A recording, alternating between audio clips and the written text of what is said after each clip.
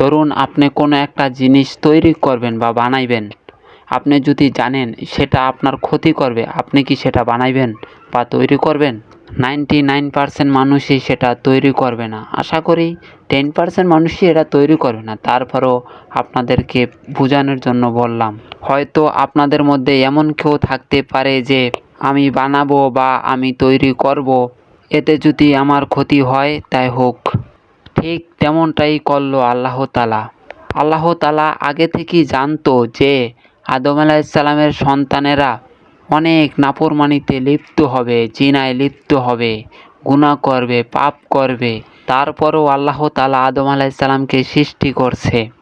কেন জানেন? আপনি জানলে অবাক হয়ে যাবেন। আল্লাহ তাআলা এও জানতেন যে 10 জন নাফরমানিতে লিপ্ত থাকলে একজন নাফরমানি হয়তো করবে না, 5 জন হয়তো করবে না, 100 জনের ভিতরে 10 জন হয়তো করবে না।